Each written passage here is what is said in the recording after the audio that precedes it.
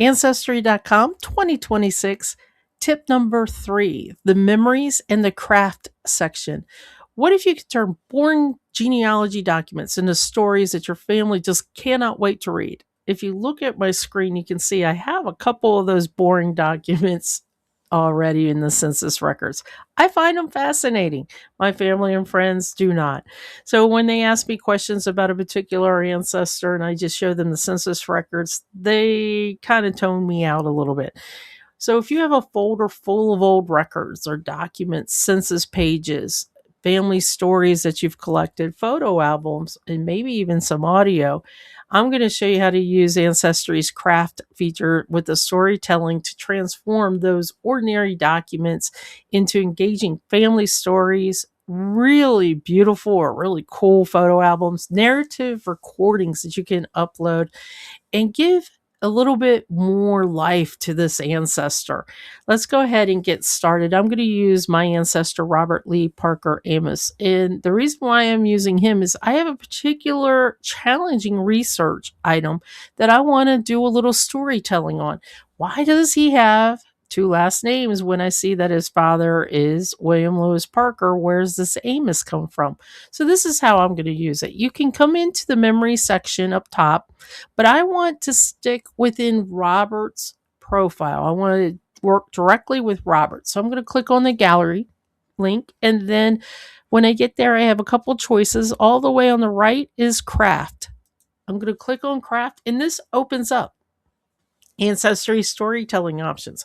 I'm not going to go through each one and show you how to use them. So if you are already using them, please drop a comment on this video and let us know how you're using them. Inspire us. If you are not using them yet, but you have an idea or a question, then drop a comment as well and let us know what you think. So the stories, the very first one is more like a YouTube style, but it's very clickable through. You can add documents and photos that are already on your Ancestry account or upload. You can add text to each of the screens and different colors of the text, a couple different options to create a story. You're basically sewing together documents and photos, adding your own words to it in the text to create a slideshow. The albums, I really, really love the albums. I think this is where I'm going to really get more in depth with my ancestors.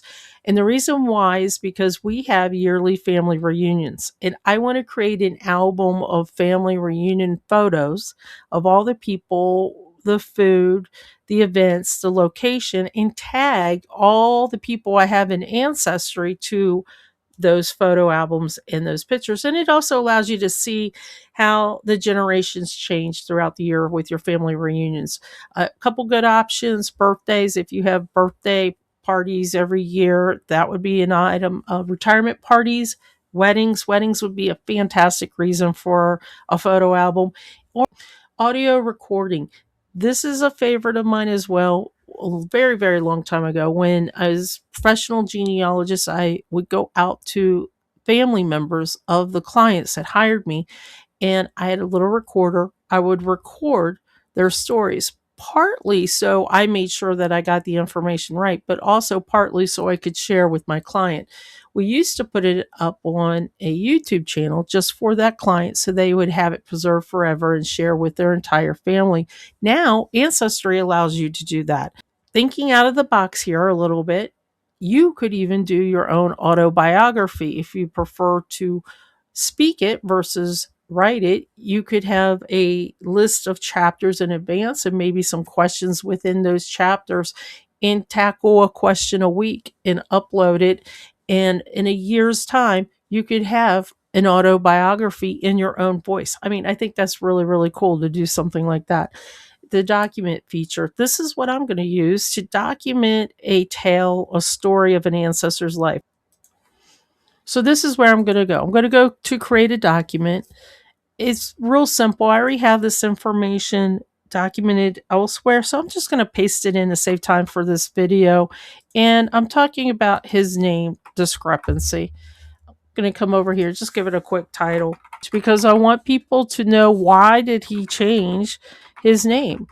And I have gone through years of research And I don't want other people to have to suffer like I did. That's basically it. So I'm just going to save this information, and now it will be saved in Robert's profile under the gallery section. I can go ahead and tag other people to it, such as his dad, his stepdad, and his mother if I'd like.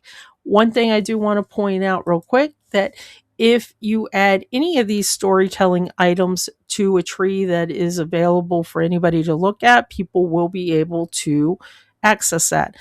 What I like to do is create a separate tree for living individuals in my family, and I will use the storytelling options on that tree. And once they pass, then I will move that information over to my more open tree.